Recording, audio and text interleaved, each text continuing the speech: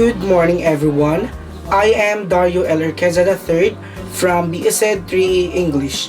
Today, I am going to discuss to you the last topic of the Chapter 7, the transition curriculum and its different possible points and programs. I hope you will listen my discussion carefully and you learn something from me. The transition program is designed for special learners that are intellectually disabled and those that are physically handicapped. This design is to meet their special needs and respond to their specific interest. It is more likely to care package that will empower the learners in their transition from home to school. So, in this program, the learners will also enjoy an education that will enable them to become functional in their everyday lives. To talk about intellectually disabled, it is a term used when there are limits to a person's ability to learn at the expected level and function in daily life. While physically handicapped is the loss of or failure to develop physically handicapped a specific bodily function or functions, whether or movements, sensation, coordination, or speech, but excluding mental impairments or disabilities. However, in the Philippines, Quijano in 2007 presented the Philippine model of transition that focuses on enabling every special learners for community involvement and employment. The transition program includes three curriculum domains. First is the daily living skills, second is the personal and social skills, and last is the occupational guidance and preparation.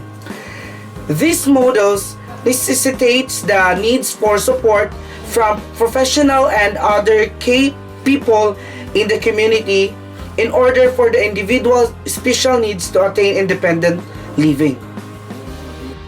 On the other hand, the transition program in the Philippines could be expanded to many different possible points of entry that will extend the scope of transition program from young children to adults.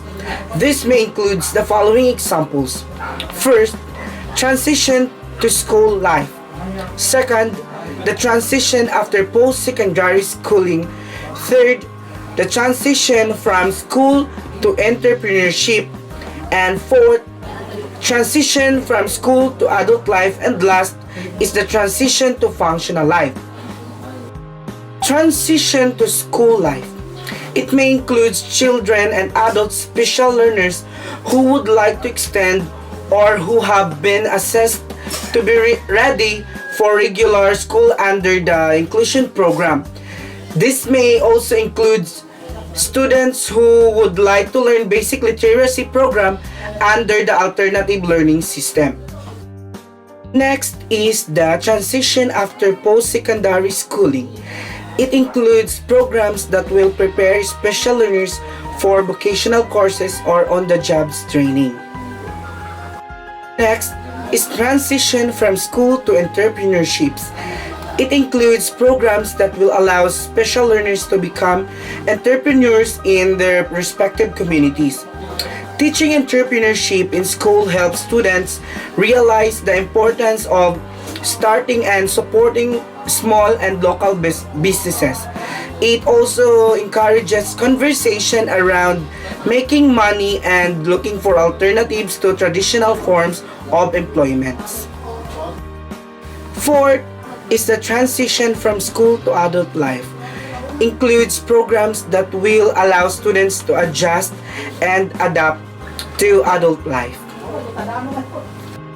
Lastly is the transition to functional life. Includes learners of life skills that will allow the special learners to learn how to take care of themselves and develop some special skills that they can use every day. Transition is the formal process of long-range cooperative planning that will assist students with disabilities to successfully move from school into the adult world. High quality transition planning and services will enable students with disabilities to pursue their desired post-secondary goals. In conclusion, this entry for students are important for planning an effective and efficient transition program that is thoroughly relevant and responsive to the needs, interests, abilities, and aspirations of special learners. At any point, transition is an important program to empower special learners to experience normal lives. It also aims to realize the aim of K-12 basic educational program of producing holistically developed and functionally literate Filipino learners in the context of special education. And that's all for my discussion. I hope you have learned something from me.